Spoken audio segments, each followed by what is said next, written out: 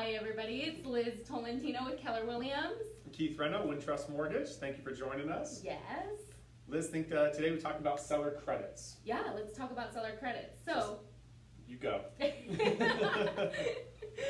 the market changes, seller credits are actually something that we're seeing a lot more of nowadays, wouldn't you say? Yeah, absolutely. I would say during this past summer, like 1 out of 10 transactions that I was fortunate to be involved in had a seller credit. Now it seems like we're about at 50%, like 5 out of 10 transactions I'm involved and have some sort of a seller credit. Exactly, and so the seller credits can be used to go toward closing costs or to buy down rates.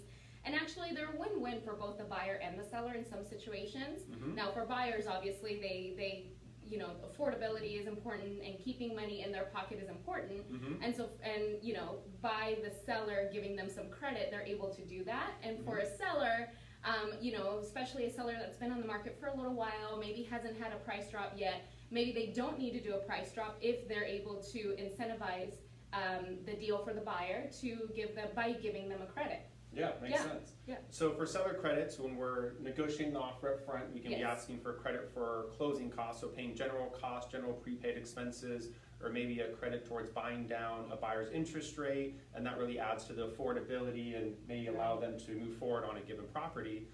But then once in escrow, other credits potentially come up. So what are those credits? Well, what other credits come up during the transaction? Well, during a transaction, another credit that can come up would be during buyer investigations, and that would be during the repair request negotiations. Okay. Now, of course, in the state of California, properties can be sold as is, and what that means is that essentially a seller can obtain a repair request from a buyer, but a seller does not necessarily and is not obligated per the purchase agreement to respond to that repair request or give a credit, lower the price, or make any repairs. However, we're seeing that a lot of sellers, out of courtesy, are providing credits to the buyers so that the buyers are able to address some of the repairs that were part of the repair request. Yeah. And what are some common repair requests that are addressed? Is it is it common to have walls torn down and rebuilt, or is it more like safety or hazard issues? Yeah, so we're not talking about, what does the buyer want to do to remodel the property at all? No. So the buyer investigations, typically when we are talking about repair requests, those include things like safety and health issues, or maybe a huge unforeseen issue that maybe the seller didn't even know about and the buyer, is not prepared to take on. A foundation issue. Exactly, or maybe the roof is completely shot and is leaking, especially on days like today. yes, they might not have realized last week. Exactly. So things like that. Now, of course, it's not super, I always prepare buyers to understand that a seller is not obligated to give a credit, but it's always nice when a seller does give a credit, because as you know, the credit is handled through escrow, just like a credit that was negotiated up front.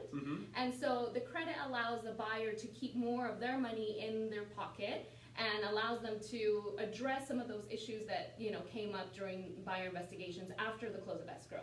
Yeah, absolutely. You bring up a great point. So quite commonly when those credits are brought into the deal, the credit is given towards a buyer's cost or prepaid expense or maybe bought down interest rates, because if we wait and have the seller make those repairs, that can really delay a transaction. Exactly. And then the seller has to deal with that. The buyer might want to put their own taste on it. So typically it's better for everyone to work it in that manner. Exactly. And for a seller, it takes away some liability, That's and a great point, for a buyer, it allows them to hire their own contractors to make those repairs after the close of escrow at their own time, but at their leisure, essentially. Yeah, they can really be in more control at that point. Exactly. Excellent. Yeah. So there you go, guys. That's where credits come into play when it comes to a real estate transaction. As you know, credits can be negotiated up front, and you do have a second opportunity to possibly negotiate some credits. I would be aware of that though, because repair request negotiations are not so that you can get money from the seller just because.